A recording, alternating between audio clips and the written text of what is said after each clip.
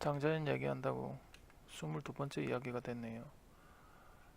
초콜릿 박물관 가는 길인데 사실 초콜릿 박물관 못 갑니다. 그냥 인종박물관 갑니다. 저 독일 버스입니다. 보통 2대 정도 연결돼 있습니다. 호주처럼. 근데 뭐 잘 돼 있습니다. 우리 다음 카카오 맵처럼 독일 맵이 있는데 그거보다는 그냥 저는 구글이 좀 편해서 구글 맵을 계속 썼던 것 같습니다. 이 다리를 건너면 저 건너 보이는 저 화려한 건물이 초콜릿 박물관입니다. 힘들게 이제 도착했는데 이게 뮤지엄 패스로 이게 초콜라떼네요. 초콜라떼 뮤지엄. 근데 힘들게 도착했는데 뮤지엄 패스로 이게 안 됐었습니다. 그래서 못 들어갔어요. 결론은. 이제 오모인데 갑자기 저 사무실 얼굴이 나와서 이 오모 없었으면 얼어 죽었을 거예요. 원래 이게 스키 탈 때 하는 건데 날씨 너무 추워가지고 마이너스 5도인데 제가 체감상 마이너스 한 10도는 되는 것 같아요. 차갑고 습한 공기가 장난 아니었습니다. 그래서 프랑스 정도는 진짜 자전거로 즐겁게 여행했는데 독일은 자전거 저도 못하겠어요. 너무 추워가지고. 그래서 밖에 올라가면 전망대가 있습니다. 근데 별로 이쁘지도 않죠. 흐려서. 그래서 초콜릿 박물관에서 이제 내려다보는 강입니다. 강 이름 까먹었네요. 무슨 마한 강이던가 이렇던데. 자, 그래서 이제 찾아온 곳이 이제 인종박물관입니다. 한쪽은 종교박물관이고 한쪽은 인종박물관인데 그나마 2층 인종박물관은 수리 중입니다. 못 들어갔어요. 인도네시아 전통 가옥입니다. 인도네시아 가면 정말 이런 거 많이 볼 수 있는데 동남아 무시하지만 동남아도 엄청난 문화를 가지고 있습니다. 자들은 신기하겠죠. 나도 참 소시지 먹는데 니네가 참 신기했습니다. 여기 되게 괜찮았습니다. 슬로우 패션과 느린 섬유 산업, 인도네시아, 아프리카, 미얀마 등등에서 번데기 꽃에서 비단 뽑고 물레에 돌리고 있는 걸 보여줍니다. 굉장히 귀한 옷을 보여주죠.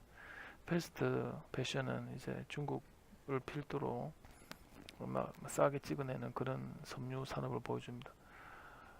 근데 정말 여기 잘 온 게 좀 하여튼 쇼킹한 사진이 좀 있습니다. 이건 우리가 옛날에 하던 이제 태국에서 비단 뽑는 거죠. 비단 뽑고 나면 이제 번데기죠, 번데기. 그 번데기 우리가 먹는 겁니다. 이제 선인장에서도 비단을 뽑네요. 참 하여튼 신기했고. 나이지리아도 보시죠. 참 예술이죠. 그러니까 이렇게 힘들게 만들면 비쌀 뿐만 아니라 한 벌을 오래 입으니까 지구의 자원도 아끼는 그런 셈이 됩니다. 인도네시아 비단, 페루 비단 이런 거는 정말 이렇게 힘들게 만드니까 아껴 입는 거죠. 배틀이네요, 배틀. 아시아 비슷하죠. 아마 이집트 이런 데서 출발한 것 같은데 우리는 중국에서 받았고 물레 보세요. 우리가 쓰는 물레 똑같죠? 인도네시아에서 쓰는 건데 이제부터 이제 슬픈 사진이 나옵니다. 동료를 안고 있는데 피눈물을 흘리면서 사망하셨네요. 정말 제가 한동안 여기 오래 서 있었습니다. 너무 슬퍼가지고. 섬유 공장에 이제 지진이 나서 노동자가 이렇게 사망한 거죠. 아예 즉사했으면 편할 건데 이게 보니까 흙에 깔려서 사망해서 정말 고통스럽게 돌아가신 것 같은데 참 고인의 명복을 빕니다. 그래서 이게 얼마나 이제 싸게 옷이 만들어지느냐. 아프리카에서 겨우 200원에 옷이 만들어지면 영국 가서 알지 0.2 넣으니까 거의 한 400원 500원이라 칩시다. 아프리카에서 500원에 만들어지면 영국 가서 거의 한 8만원 정도의 옷이 된다. 폭리를 취하고 있는 거죠. 이 보세요. 정말 드문 사진입니다. 참, 여기 오길 잘했습니다. 이런 빨래 더미에 갇혀가지고 이런 먼지를 마시죠. 우리 옛날에 다카키 마사오 시절에 그 재봉공들이 코에서 피를 쏟으며 일하는 그런 먼지 마시며 일하는 그 모습이 지금 그대로 스리랑카에서 재현되고 있습니다. 그래서 재활용되는 원단인데 우리가 티 한 장 생산할 때 사용되는 물이 가정에서 쓰는 양의 물의 2배다. 그래서 엄청난 양의 물을 쓰고 있는 거죠, 우리가 지금. 여기 있네요. 그래서 티 한 장 만들 때 우리가 거의 한 가정, 2가정이 쓰는 물을 티 한 장 만드는 데 쓴다. 중국에서 환경 오염되는 걸 보여주고 있습니다. 중국 청바지 공장에서 막 폐기물로 강이 막 핑크색이 되었다네요. 폐기물이 이래 나오니까 이거 보세요. 강이 핑크색이 됐어. 청바지 염색 때문에. 그래서 뭐 쭉 이래서 뭐 갑자기 이제 종교박물관 연결되는데, 종교박물관은 뭐 그렇게 볼 게 없었습니다. 그냥 뭐 로마 시대 유물이 좀 있고, 뭐 전시는 멋지게 했으나 그래 볼 게 없어요. 이건 뭐 흔한 거고. 코란이네요. 코란 아닐 수도 있겠네요. 죄송. 그 양가죽으로 책을 만드니까 이게 책 한 권이 옛날엔 집보다 더 비쌌답니다. 집보다. 집보다 비싼 왕이 신부님이 입던 옷이네요. 네. 게테콜비츠 미술관이라는 것을 제가 가고 싶어서 갔는데 결론부터 말씀드리면 못 들어갔어요. 여기도 뮤지엄 카드가 안 돼가지고 초콜릿 박물관처럼 들어가지 못했습니다. 그리고 현금 카드를 제가 항상 2개 가지고 다니는데 혹시 하나가 잘못되면 하나 돈을 뽑아야 되니까. 그래서 이제 신용카드도 하나밖에 없는데 트램 안에도 돈 뽑는 기계가 있거든요. 표 사는 기계가. 그래서 카드 뽑으라 할 때 뽑아야 되는데 좀 억지로 뽑았더니 IC가 상했는지 하여튼 좀 카드 잘 안 됐어요. 조심해야 됩니다. 여러분. 트램 같은데 카드 뽑으세요 하면 뽑고 넣으세요 하면 넣고 이래야 됩니다. 그다음 그래서 이제 현금으로 여행하기 참 골치 아픈데 신용카드도 2장 정도 들고 가야 될 것 같아요. 비자 좋습니다. 비자 아니면 유럽에서 잘 안 받습니다. 뭐 중국 뭐 카드라든지 뭐 아멕스 아메리칸 익스프레스나 뭐 마스터 있는 거 잘 안 받고 비자는 무조건 통합니다. 갑자기 뭐 빵을 올렸나? 독일에 있으면서 참 소세지는 다 먹어본 것 같네요. 이런 소세지 이것도 이게 당연히 짜고 이것도 짭니다. 치즈 짠 데다가 안에 또 소세지 넣어놔서 또 짜고. 근데 이거 진짜 웃기는 건데 이게 3%거든요. 3%. 그래서 전 이게 우유인 줄 알았는데 알고 보니 이거는 커피에 타는 거였습니다. 그러니까 이렇게 돼 있으니까 당연히 우유인 줄 알지. 독일어를 못하니까 그냥 밀크인 줄 알고 사 먹었는데 이게 밀크가 아니고 우유에 타 먹는 겁니다. 우유에 타 먹는 거. 진짜 그래서 맛이 엄청 강하죠. 완전히 우유보다 맛이 한 100배는 센 것 같습니다. 그 이상하게 맛이 강해서 놀랬는데 하여튼 이게 우유에 타 먹는 거였어요. 근데 우리는 뭐 저지방 이래 하지만 사기꾼입니다. 지방 걷어내고 치즈 만들기 때문에 저지방 우유를 더 비싸게 파는 참 희한하죠. 우리나라는. 이것도 짠 소세지 다 짜니까 뭐. 이 숙소 엘리베이터 신기하게 엘리베이터 돌려야 엘리베이터가 작동하는 신기한 엘리베이터. 아이스크림 가게입니다. 그래서 캐테 콜비츠 작가는 한국 노동운동 작가에게 영향을 준 사람이라서 억지로 찾아갔습니다. 우리 노동운동 작가들 그림 보면 대부분 파나처럼 그렇잖아요. 그래서 이 작가분이 파나 그림 같은 거라 하여튼 보러 갔는데 은행이 만든 갤러리였어요. 근데 한국에서는 민중 그림으로 유명하신 분인데 여기 있네요. 부자들의 은행에 이 전시 은행 위에 이렇게 갤러리가 있습니다. 요건 아닙니다. 요거는 다른 사람이고. 그래서 이렇게 멋진 정말 고급스러운 엘리베이터를 타고 올라가면 이분입니다. 이분. 그래가지고 하여튼 눈물 흘렸습니다. 뮤지엄 카드가 안 돼가지고. 콜츠비츠 많이 보신 분 아실 겁니다. 이거 워낙 유명해서. 이 파나 이게 이제 우리 민중 예술에 큰 도움을 준 분입니다. 콜비츠네요. 콜비츠. 이거 아까 여기는 트램 안에 여기 돈 뽑는 기기가 있습니다. 돈 뽑는 기기가 아니고 신용카드로 표를 살 수 있는 머신이 이렇게 트램 안에도 있습니다. 저는 길치니까 또 잘못 내려가지고 길른의 강을 이렇게 구경하고 있습니다. 그러니까 기차역에 이런 소세지 파는데 정말 많습니다. 그래서 이런 거 뭐 사 먹으면 됩니다. 정말 달고 짜고 막. 근데 너무 단짠이라서 좀 하여튼 나중에 좀 부담스러운데 하여튼 정말 이해 안 되는, 하여튼 이런 걸 때 밥이라고 먹는지 하여튼 이해가 잘 안 됐습니다. 부장님 개가하겠습니다. 흑인이 못하는 거 딱 두 개 있습니다. 흑인이 못하는 거, 흑인 뭐 똑똑하고 운동 잘하고 뭐 근지구력, 체력 좋고 모든 게 다 뛰어나죠.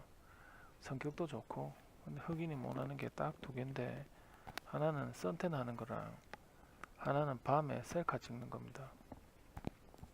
제가 말한 것 중에 여기 답이 있습니다. 자, 흑인은 어디 있을까요? 여기입니다. 여기. 그래서 확대해서 보면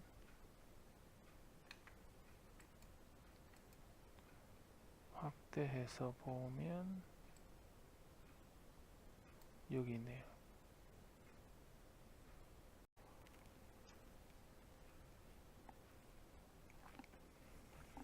부장님 개그입니다. 전에 있었던 황당한 버스 사건을 말씀드리려고 합니다. 어떤 날 버스를 탔습니다. 그런데 자리가 비었길래 후다닥 앉았습니다. 몇 분 후 어떤 할아버지가 버스에 오르셨습니다. 몸이 안 좋아 보이는지 저는 착한 마음에 자리를 양보해드렸습니다. 할아버지는 자리에 앉더니 주머니를 만지시더니 저에게 1,000원을 주시는 것이었습니다. 할아버지가 정말로 고마웠나 보다 하고 받을까 하다가 그냥 거절했습니다. 근데 할아버지는 계속 저에게 1,000원을 밀어주시는 것이었습니다. 그래서 저는 감사합니다 하고 돈을 받아서 주머니로 살짝 넣었습니다. 그러자 할아버지가 말씀하셨습니다. 뭐하노 빨리 요금 내고 온나. 어제 뉴스입니다. 2007년의 뉴스입니다. 12년 전 뉴스네요. 12년 전 뉴스를 읽으시고 지금 2019년이니까 12년 동안 한국이 변했는지 안 변했는지를 한번 봅시다.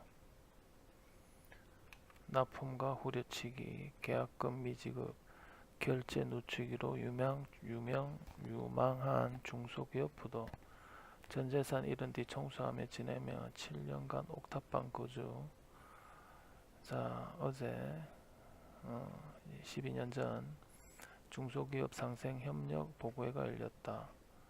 그때 72세 이인의 할머니가 나오셨는데 할머니는 CEO입니다. 약 7년 전 50여억 원의 납품 대금을 받지 못해 사업체가 부도가 나고 200억의 전재산을 다 날린 후 겨우겨우 살아가시는 분입니다. 그래서 현대자동차 사옥 앞에서 1인 시위를 했고, 근데 상대 측에 폭행을 당해 7달째 병원에 입원 중이다. 근데 일부는 현대 측이 잘못을 시인했지만 할머니는 여전히 상처가 남았다. 할머니는 그 유명한 대원 전기밥솥 만든 분이네요. 아이고야 대단하시다. 그러다가 이제 그 기술력으로 정신산업을 설립하였다. 근데 남동공단에 자체 사옥도 보유한 데다가 대기업의 지하철, 크레인, 무인 운반차를 납품할 정도로 기술력과 안정성을 인정받았다. 그런데 이제 99년 지금 이제 현대모비스죠. 그 당시 현대전공이 오스트리아 기업으로부터 자동차 적재 장치, 그러니까 자동차를 운반하는 리프팅 말하는 것 같습니다. 를 이제 실사한 후에 정신산업에게 하도급을 주었다. 단가는 45억이지만 추가로 발주하겠다 이런 개구라를 까면서 32억으로 값을 깎았다. 그리고 오스트리아로부터 당연히 계약금 미리 받았겠죠. 근데 이인의 할머니와 정신산업에게는 애초에 계약금이 없었다라고 거짓말을 합니다. 근데 이제 원래는 이제 받은 만큼 하도급 업체에 계약금을 줘야 되지만 현대 측의 속임수에 넘어간 정신산업은 계약금조차 받지 못한 채 IMF 시기내 해필. 그래서 IMF 시기에 14억 원을 제품 생산에 투입하였고 완료하였다. 그때 당시 200억이면 지금으로 따지면 한 1000억쯤 됩니다. 근데 아무튼 뭐 잦은 설계 변경 추가 비용으로 20억을 더 손해봤고, 근데 계속 현대重工은 자신들의 설계의 잘못인데 납품받은 장치를 모두 폐기했습니다. 그런데 정신산업은 이제 대기업이 시키니까 계속 납품한 거죠. 생돈 들여가지고. 그런데도 이제 약속을 안 지켜서 20억 정도를 다시 손해봤다. 근데 이제 현대는 추가 발주도 없고 후려치기 한 그 하도급의 단가 역시 결제를 늦추었던 거죠. 그래서 추가 발주를 약속했지만 추가 발주는 없었고 뭐 비용도 책임진다 했지만 하나도 지키지 않았다. 그래서 50억 정도를 들였지만 30억 정도를 지급하겠다 해놓고 그나마 지급 기일을 이제 넘긴 거죠. 결국 이제 정신산업은 2000년에 최종 부도 처리되고 노동자들은 일자리를 잃고 할머니는 200억 정도의 재산을 경매로 날렸다. 이 당시에 200억이면 지금 한 1000억쯤 됩니다. 그래서 이제 막 할머니가 이제 현대차 앞에서 뭐 데모를 했겠죠. 근데 이제 손녀딸 중학생과 함께 살고 있고 막 청소하다가 그 당시 민주노동당이 있었으니까 민주노동당 소개로 뭐 이렇게 뭐 시위도 하고. 그런데 현대 애들이 고용한 그 용역 깡패들에 의해서 척추까지 다쳤네요. 뭐 아무튼 근데 이제 현대는 비용을 정산하겠다 이랬는데 돈이 50억 정도 늘어나니 오리발을 내밀었다. 결국 18억을 지급해라는 판정이 나왔네요. 아무튼 간에 뭐 중소기업이 이기는 경우가 없는데 참 신기하게 이겼네요.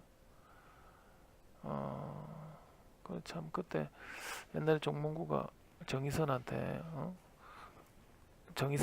재산 물려주려고 현대모비스 만들어가지고 뭐 물량을 다 몰아주고 정의선한테 재산을 상속한 거나 다름없잖아요.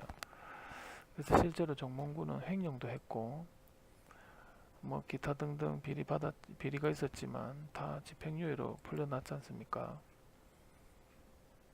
이 말 멋지네요.